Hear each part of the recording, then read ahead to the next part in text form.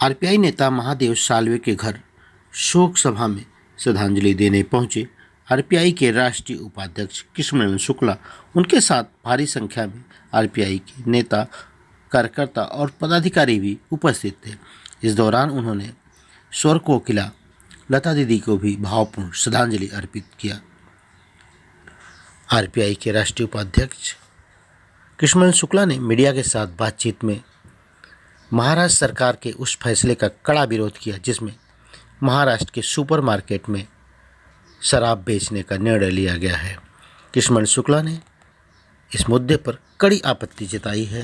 महादेव साल्वे जी जो हैं हमारे पार्टी के 40 साल से ज़्यादा पुराने कर्मठ कार्यकर्ता हैं और रिपब्लिकन पार्टी ऑफ इंडिया आज जो सशक्त है वो उसका एक महत्वपूर्ण कारण और एक महत्वपूर्ण विषय ऐसा भी है कि महादेव साल्वे जैसे कर्मठ लोग हैं जिन्होंने अपना जीवन दिया हुआ है और आज उनके जीवन साथी का बिछड़ना इस उम्र में, जब एक जीवन साथी का साथ में होने के लिए बहुत ज़रूरत लगती है, तो एक बड़ा शोक का विषय है। और हमारी रिपब्लिकन पार्टी ऑफ इंडिया जो पूरे अपने कार्यकर्ताओं के साथ एक परिवार के रूप में खड़ी रहती है, तो महादेव साल्वे जी के साथ आज हम पूरे परिवार की तरह उनके साथ खड़े हैं, खड़े रहेंगे। और हमारे महादेव साल्वे जी का जो हमारी पार्टी में योगदान है उसके पीछे उनकी पत्नी का बहुत बड़ा एक त्याग रहा है, क्योंकि रात को 10-10, 11-11 बजे मैं अभी सुन रहा था हमारे जो मुंबई के अध्यक्ष गौतम हाउस, उन्होंने हमारे महाराष्ट्र के उपाध्यक्ष और जो हमारे जिला अध्यक्ष इनका मैं शब्द सुन रहा था तो मुझे मालूम पड़ा कि महादेव साल्वे जी रात को 2-2 बजे तक कार्य करते थे। और जब हमारे भूखे प्यासे कार्यकर्ता इनके घर में आते थे तो रात को 11-12 बजे भी खाना उनको बना के उनकी पत्नी देती थी। तो एक बड़ा योगदान है, हमारी पार्टी के लिए भी उनका बड़ा योगदान था, हमारे महादेव साल्वे जी के जीवन में भी बड़ा योगदान है। भगवान उनकी आत्मा को शांति प्रदान करे और महादेव साल्वे जी के साथ हमारी रिपब्लिकन पार्टी ऑफ इंडिया हमेशा परिवार के तक खड़ी रहेगी। देखिए, लता दीदी जो हैं भारत की ही नहीं थी, वो तो पूरे विश्व की थी। उन्हें इंग्लिश में हम नाइटिंगेल बोलते थे, कोकिला कंठ बोलते थे। और ये भारत की क्षति नहीं, ये पूरे विश्व की क्षति है। यहाँ तक कि संगीत में एक अध्याय का अंत हो गया है, एक इरा का, जिसे कहा जाता है एक इरा एंड हो गया है। लता दीदी का जाना हम सब लोगों के लिए एक बहुत बड़ी क्षति है। और लता दीदी का रिपब्लिकन पार्टी ऑफ इंडिया से एक अलग लगाव था। अक्सर वो हमारे राष्ट्रीय अध्यक्ष श्री रामदास जी आठवले जी के भी संपर्क में आती थी, किसी विषय पे उनको बात करना रहता था। तो हम रिपब्लिकन पार्टी ऑफ इंडिया से, रिपब्लिकन पार्टी ऑफ इंडिया की तरफ से एक श्रद्धांजलि अर्पित करते हैं। और उनका जाना भारत के लिए नहीं बल्कि पूरे राष्ट्र के लिए नहीं बल्कि पूरे अंतर्राष्ट्रीय स्तर पर एक अभूतपूर्व क्षति है। सर, आप और आपकी पार्टी जमीन से जुड़े बहुत सारे काम कर रहे हैं, जिसकी वजह से कहीं ना कहीं पार्टी काफ़ी ज़्यादा महाराष्ट्र में फेमस हो रही है।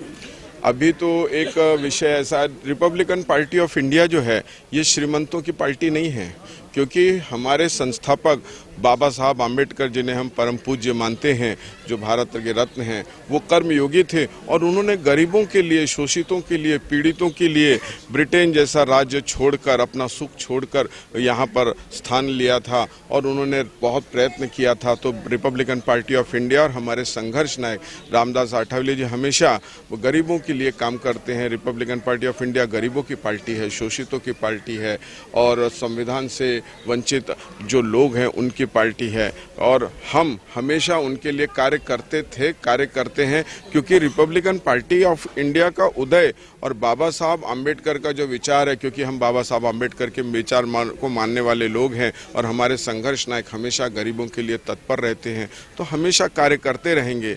और अभी एक विषय जो आया हुआ है कि घर घर में दारू पहचाने का एक षड्यंत्र है, जो जहां पर बोला जाता है कि शॉपिंग मॉल में अब, या सुपर मॉल में, शॉपिंग मॉल तो एक अलग चीज़ है, सुपर मॉल यानी 2000-1500 स्क्वायर फुट की किराने की दुकान खुलेगी तो उसके अंदर भी वाइन और दारू बिकेगा।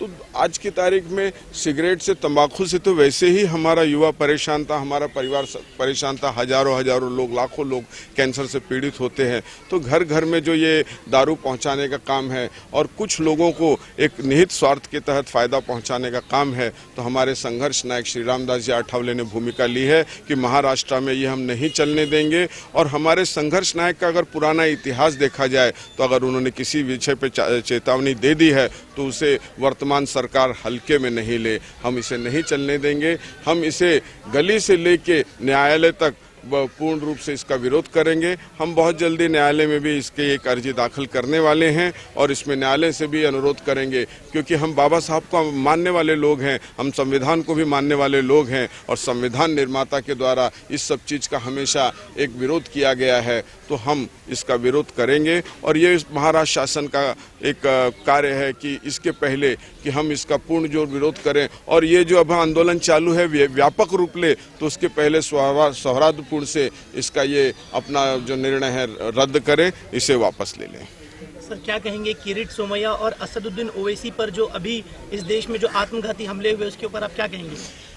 असदुद्दीन ओवैसी के ऊपर जो हमला हुआ है वो निंदनीय है। हमारे संघर्ष नायक श्री रामदास जी आठवले जी ने भी इसकी निंदा की है। और पार्टी पक्ष विपक्ष राजनीति में तो होता है, परंतु राजनेताओं के ऊपर ये हमला ये सहन करने योग्य नहीं है। इसका हम घोर निंदा करते हैं। और जैसा कि हमारे राष्ट्रीय अध्यक्ष श्री रामदास जी आठवले ने पहले ही मांग की है कि इसके ऊपर पूर्ण इंक्वायरी होनी चाहिए और जो व्यक्तियों ने ऐसा घृणित कार्य किया है उन्हें दंडित किया जाना चाहिए। ओवैसी जी को सुरक्षा देनी चाहिए।